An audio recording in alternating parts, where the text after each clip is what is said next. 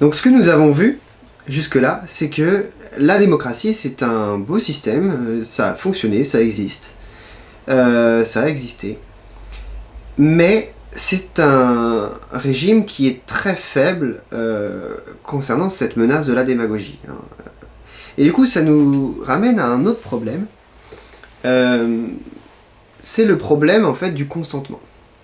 La République, comme la démocratie, elle repose sur le consentement. Il faut que tous consentent à l'institution de ce régime, qu'il soit la République, donc une aristocratie, ou une démocratie.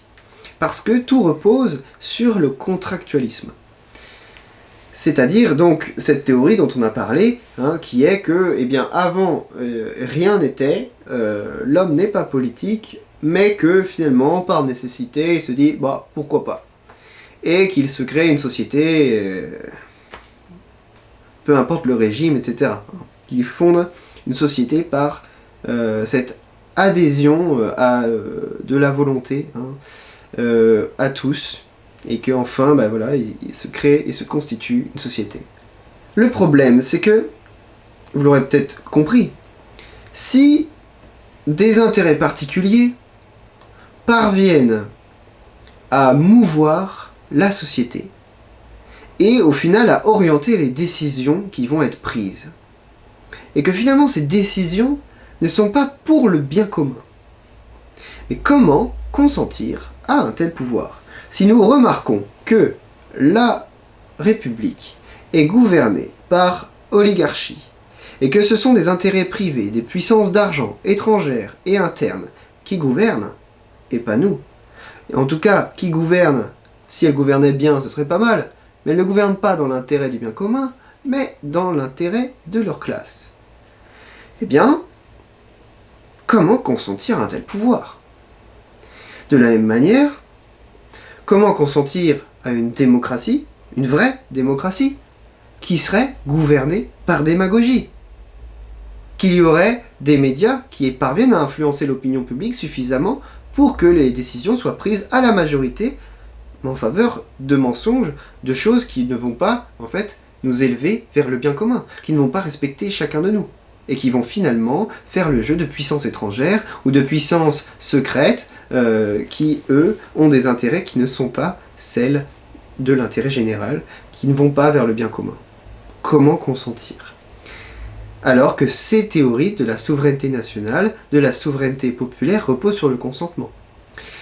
Si c'est ce que dit Sieyès, c'est que si on n'adhère pas à cette communauté de valeurs qu'est la nation, nous sommes hors contrat, nous sommes non contractants, et si nous sommes trouvés sur le territoire national, c'est la mort. La mort ou le chichi. Attention. Et c'est bien pour ça qu'il y a eu la terreur. C'est-à-dire que si nous ne sommes pas adhérents à ces idées révolutionnaires, républicaines de l'aristocratie qui se fait roi à la place du roi, et qui usurpe la légitimité du peuple par l'organisation d'élections, etc. Si nous ne sommes pas d'accord avec ces valeurs, Sieyès nous considère, avec ses amis terroristes, comme des non-contractants qui devront mourir. De la même manière, si nous ne serions pas d'accord avec la majorité, dont nous percevrions qu'elle soit orientée, manipulée par des intérêts privés, nous ne sommes plus contractants dans la démocratie. Sauf si nous acceptons de nous soumettre à la majorité, quelle qu'elle soit. Là, nous sommes de vrais démocrates qui nous plions à tout ce que dit la majorité. Parce que nous avons fait ce jeu, nous avons dit, d'accord, nous signons les règles du jeu, peu importe ce que dit la majorité, elle aura toujours raison, elle dira toujours la vérité.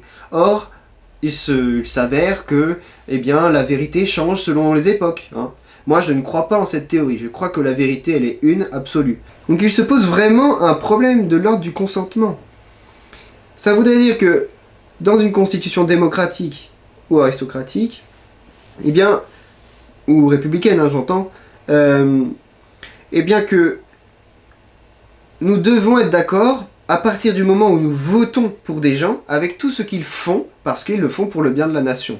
hein. Et puis si on n'a pas bien voté, bah c'est de notre faute parce qu'on connaissait les règles du jeu, hein. Et voilà, oh bah c'est vous qui avez voté pour Macron, vous êtes tous des cons, on le savait, nanana, c'est votre faute, machin. Voilà, on responsabilise les gens en fait qui ont voté parce que en fait ils ont collaboré avec ces règles du jeu. Ils ont dit, eh bien c'était les règles du jeu, je les ai acceptées, j'ai voté pour un tel ou j'ai voté blanc, c'est pareil, voilà. Et donc finalement on responsabilise ceux qui s'inscrivent dans ces règles du jeu. Et bien dans la démocratie ce sera la même chose. Si finalement on vote, même qu'on soit contre une loi ou pour une loi, eh bien on accepte les règles du jeu et on accepte que des décisions soient prises au nom de tout le peuple français, etc. Et donc qu'on puisse prendre des décisions sur un sujet ou un autre. Par exemple, des sujets qui font polémique, c'est l'avortement ou l'euthanasie. C'est des sujets qui traitent à la métaphysique, qui traitent une question particulière. Qu'est-ce qu'une personne ?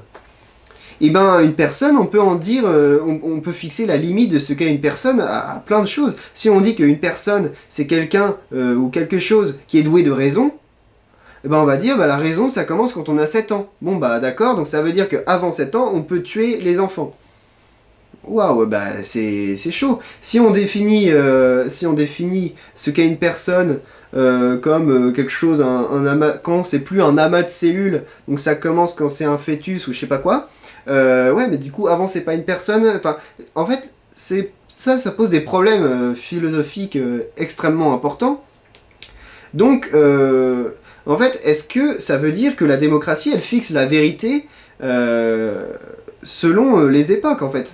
Voilà, ça veut dire qu'il y a une époque où on dit que la vérité c'est ça, et une autre que ce sera ça, qu'une personne ça commence à ce moment-là, et après, etc. Bon, moi je ne crois pas que la vérité elle soit changeante, je crois que la vérité, elle l'est, point. Et donc ça me pose un problème, ce genre de choses. Donc, eh bien, ce problème de consentement il va se poser.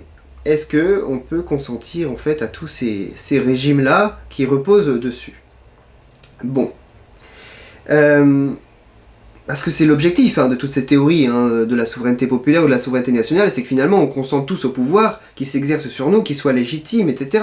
On interroge la légitimité en fait de ces systèmes politiques. Et parce qu'en fait, on est toujours basé sur l'anthropologie contractualiste.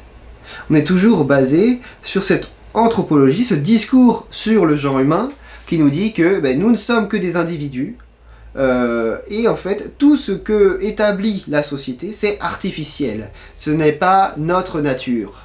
Voilà. Et en fait on crée une opposition entre nature et culture. Entre un homme naturel, idéal, dont on n'a jamais connu quoi que ce soit, et dont on se fout pertinemment, parce que quand Rousseau écrit le second discours sur l'origine et les fondements de l'inégalité parmi les hommes, eh bien, d'emblée, il nous dit « Écartons tous les faits, car ils ne traitent pas de la question. Ils ne touchent point à la question. » Donc les faits sont pas intéressants. On parle d'idées. Voilà. On va parler d'idées. De notre idée de ce qu'est le genre humain.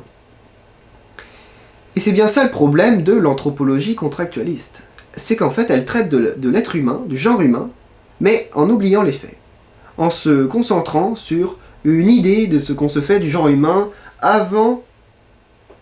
complètement avant qu'on en ait l'expérience dans la société. Parce que forcément toutes les sociétés sont différentes, donc si on traite de l'être humain en fonction de toutes les sociétés qu'on connaît, on va obtenir des résultats qui sont variables. Donc on l'imagine plutôt à partir de la raison pure. Et on voit bien qu'il y a un problème avec cette anthropologie contractualiste. Et le contractualisme, ça continue, c'est-à-dire qu'en philosophie politique aujourd'hui, eh bien, on se branche sur John Rawls, qui est l'auteur de A Theory of Justice, donc une nouvelle théorie de la justice, eh bien, en fait, où eh ben, il va réfléchir encore une fois à partir du contrat social. Bon, je vous fais pas toute la théorie, mais donc, en fait, il va créer encore de nouveaux courants de philosophie politique à partir de cette anthropologie contractualiste, à partir d'une pensée où voilà, l'homme est avant toute expérience, avant tout domaine de l'expérience. Et finalement, on sent bien qu'il y a un problème avec cette anthropologie contractualiste, parce que, indéniablement, elle va nous mener à l'idéologie. Et l'idéologie, c'est ce que nous allons voir la semaine prochaine.